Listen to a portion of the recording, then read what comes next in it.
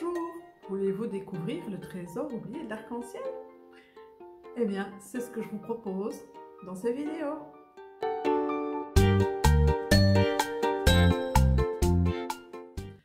Bonjour, je m'appelle Martine Dussard, je suis formatrice en développement personnel, auteure et illustratrice du trésor oublié de l'arc-en-ciel et du livre Les ressources des familles d'âme, la spiritualité à votre portée.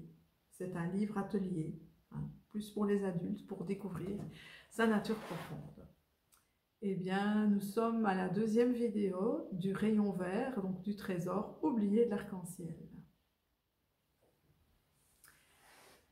Donc, vous vous rappelez, dans la vidéo précédente, Sancha était entré dans un genre de château et était descendu dans les soubassements de l'édifice humain ici, pour aller justement à la rencontre de ces différentes blessures. Et puis il y avait la petite porte rouge et nous allons directement aller voir ce qu'il découvre derrière cette porte. L'être humain arrive, son cœur est coloré d'une blessure. Ici, la première, donc c'est un rouge, c'est la blessure de trahison.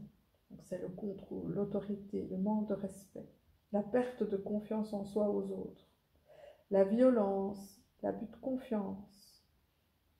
Et donc ici, les trois manières, donc je vous avais lu qu'il y avait trois manières de vivre sa blessure.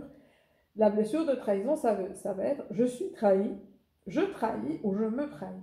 C'est trois manières de vivre cette blessure-là. Et donc, on peut avoir en soi cette blessure qui est là et que dès qu'une situation va se passer dans notre vie, eh bien, on va se sentir trahi ou bien au contraire, on va se trahir soi-même parce qu'on a peur de perdre justement l'attention de quelqu'un ou bien, voilà, où on va se sentir trahi. Donc, voilà, trois manières de vivre cette blessure. La blessure de la dimension émotionnelle, donc ici en jaune, c'est la blessure d'abandon. Le sentiment de solitude, d'impuissance, de tristesse, la peur de déplaire, le manque, la soumission, faire tout ce que l'autre veut. Je suis abandonné, ou je m'abandonne, ou j'abandonne l'autre. Alors ici, c'est bien souvent « je suis abandonné » et « je m'abandonne » qui sont les plus forts. Parce que bien souvent, une personne qui a cette blessure d'abandon, elle va avoir beaucoup de difficultés d'abandonner elle-même quelqu'un. Elle peut par exemple avoir préféré être maltraitée, malmenée, plutôt que d'être abandonnée ou d'abandonner. Parce que cette blessure est tellement énorme à l'intérieur qu'elle a besoin de se sentir exister. Et donc, j'ai remarqué dans les différentes formations que j'anime que bien souvent, le comportement de sauveur, eh bien, il va être en lien avec cette blessure d'abandon. Comme j'ai tellement peur d'être abandonnée, je vais essayer de sauver les autres pour me sentir indispensable. Vous voyez un petit peu le lien, le parallèle qu'il y a entre les deux. Donc voilà, on continue, ça va. Et toutes ces blessures sont vraiment le doigt. Vous vous rappelez dans le jaune, on voyait le doigt qui venait appuyer sur la blessure. Donc c'est vraiment ça, hein. Là on est vraiment au cœur, enfin c'est le cas de le dire, c'est le livre vert sur le cœur. C'est au cœur de ce qui va nous faire entrer en réaction. Donc plus on va pouvoir être conscient de sa blessure et la soigner, moins on va entrer en réaction, plus ça va être facile de passer à la cinquième étape. La troisième blessure, qui est en lien plus avec la dimension mentale, c'est la blessure de rejet. Ni ses émotions, ça peut être l'état de choc. Il est tétanisé, c'est le fait de devoir se taire, la fuite, le repli sur soi. L'impression de ne pas mériter, le refus de la vérité. On voit une autruche aussi, hein, si vous voyez, la petite autruche. Et là, de nouveau, les trois manières de vivre cette blessure de rejet. Je suis rejeté, je rejette ou je me rejette. Et quand je dis je me rejette, c'est je rejette mes émotions, je rejette qui je suis, j'ai ce sentiment-là de déni quelque part. Hein, on retrouve un peu le déni. Alors ici, je voudrais faire juste une petite ajoute, de voir la différence entre le rejet et l'abandon. Quand je me sens abandonnée, l'abandon, c'est vraiment en lien avec cette dimension émotionnelle. Il y a toujours un lien qui reste. Quand je rejette, je coupe définitivement. Et c'est d'une violence extraordinaire, parce que l'autre n'existe plus. L'autre peut même crever la gueule ouverte là. Je rejette complètement ça, je ne veux pas voir, hein, je fais l'autruche, hein, mais je me coupe pour ne pas ressentir justement la souffrance. Donc ça, c'est vraiment la différence entre le rejet et l'abandon. Et la quatrième, donc c'est la blessure de persécution. On peut y retrouver aussi l'humiliation, être le souffre-douleur, la culpabilité, la manipulation. Je suis persécuté, je persécute, je me persécute.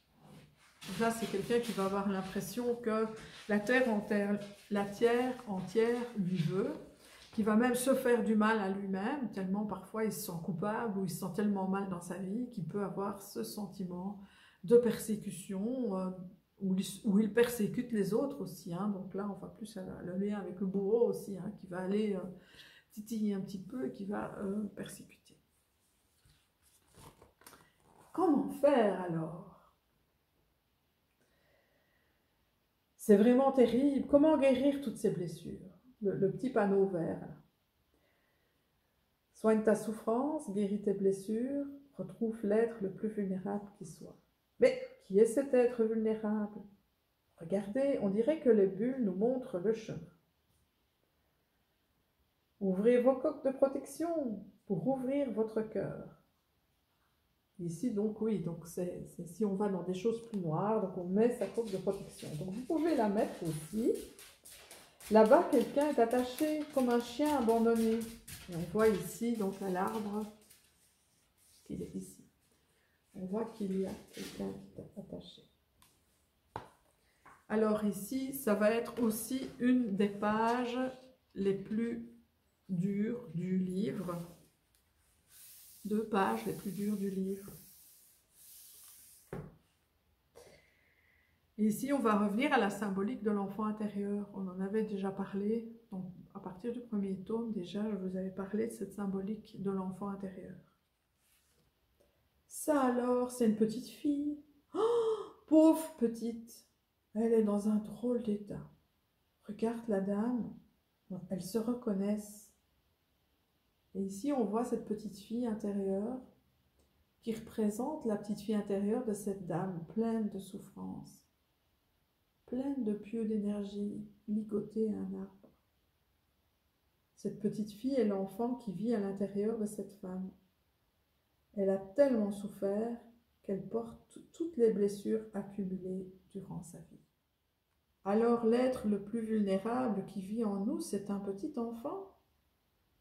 Et tout le monde en a un, demande Maya. Voilà, je vais m'arrêter ici. Je vais laisser le suspense. Et oui, tout le monde en a un. Nous avons tous un petit enfant blessé à l'intérieur de nous. Parce que nous avons tous vécu certaines choses très difficiles et que nous avons même repris certaines choses de nos ancêtres. Hein, vous vous rappelez avec les loyautés familiales. Et donc voilà, dans la prochaine vidéo, eh bien, on verra comment justement on peut aller rechercher cet enfant intérieur, comment il a pu accumuler plein de choses. Et donc en attendant, je vous invite à bien utiliser votre coque de protection et peut-être déjà aller sentir à l'intérieur de vous cette petite fille, ce petit garçon que vous avez ici dans votre cœur pour aller le rechercher et le réconforter. Voilà, mais écoutez, je vous souhaite le meilleur, laissez-moi des petits messages, des commentaires et on se retrouve